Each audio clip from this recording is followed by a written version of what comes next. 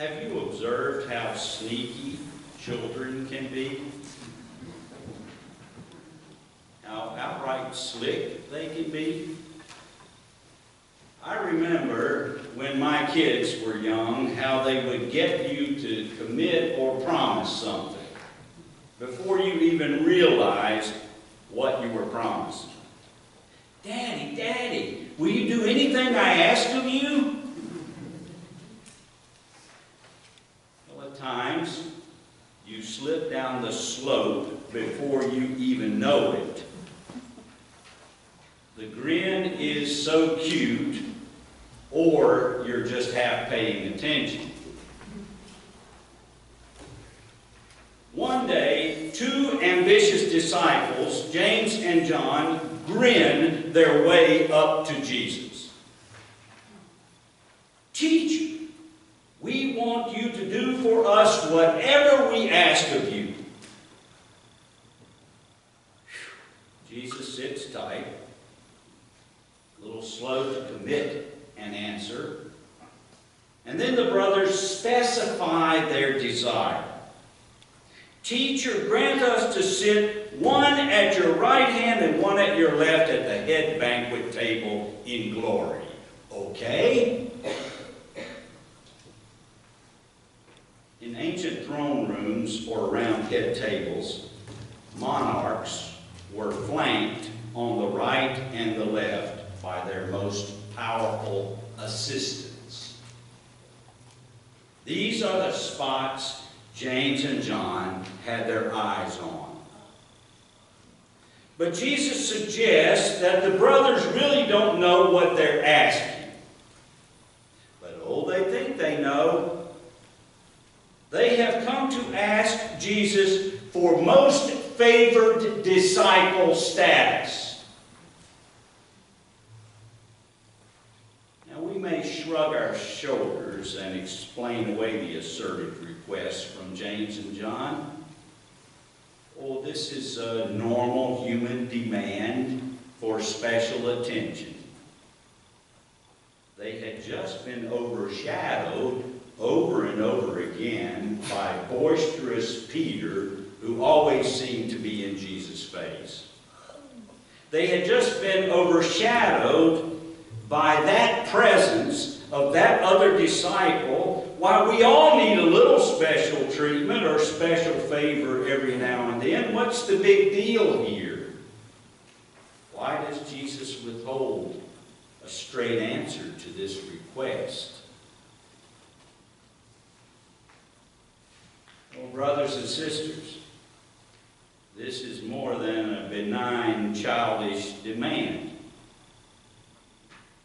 What James and John request is to rise above the other disciples, to form an inner circle insulated from the mundane joys and struggles of the other followers.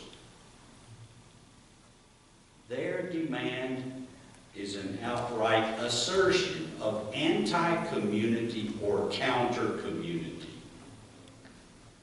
Dear Lord, grant us most favored disciple status in glory. No wonder the other disciples blew their gasket over this audacious request, although I think the reason that they blew their gasket is because James and John beat them to the shucking, as my grandmother used to say. James and John seek to elevate themselves above and beyond the rest of the followers here. And their request leaves the other disciples feeling like substandard disciples. Friends, let us not throw stones at James and John. There's a James or John in every single one of us. We express our anti-community feelings and behaviors in different ways. In the midst of conflict and tough ministry and disagreement, pastors dream and search for a better congregation to serve. Oh, if I only had a congregation that agreed with me on everything, wouldn't that be nice?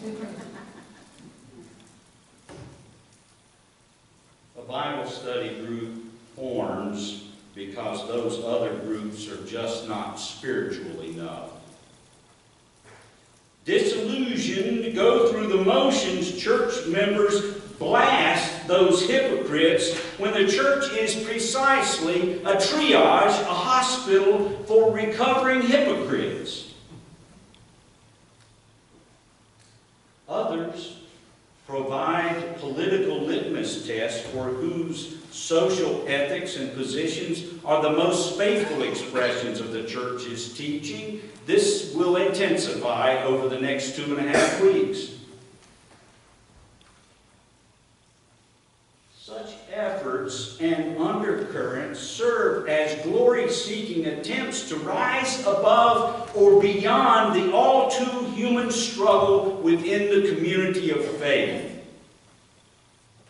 To the nth degree, these unsettling attempts to create an ideal community of faith result in sects and dangerous cults. If you don't agree with people in your community, you form another one, and then another one, and then another one.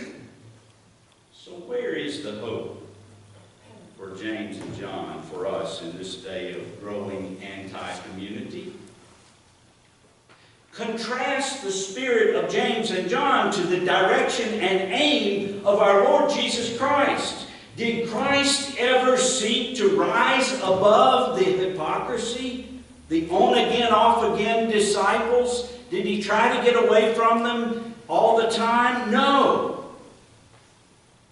In the midst of divisive forces, in the midst of disagreement, Jesus doubled down his engagement with the disciples in their joy, in their wavering, in their questioning, in their bizarre requests, and yes, even in their outright mutiny at the foot of the cross. The Son of Man came not to be served, but to serve, and to give his life for the sake of rebellious people. The Son of Man ended up not at the head table between James and John, but where? On the cross, with thieves flanking his right and left. Our Lord comes not to rise above, but to engage himself completely into the fragile, vulnerable fabric of community, even to the point of death. And how best do we, as a congregation, communicate this personal affirmation of community through our Lord Jesus Christ? We regularly eat and drink, share joys in common sinfulness and struggles around this altar table week after week. And we make it the standard practice to celebrate baptisms at regularly scheduled public worship services. And we keep our commitments of time, talent, and treasure as a way of sharing in the common treasury of community. Despite our age-old struggles, we continue to believe in the one Lord who dares to shape us into a cruciform community of participation. Each community has its own warts, foibles, and idiosyncrasies. As Elton Trueblood once wrote, close contact with the redeemed people makes us both weep and shout for joy and do both at the same time. The one holy Catholic and Apostolic Church that we enter into through holy baptism worships a God who grants most favored disciple status not to the few, but to the many, and especially to the least. The Son of Man came not to elevate himself above, but to lower himself into the depths of a struggling community, anticipating the day when perfect community will be realized at the glorious banquet table, where there will be plenty of room, seating, food, and beverages for everybody.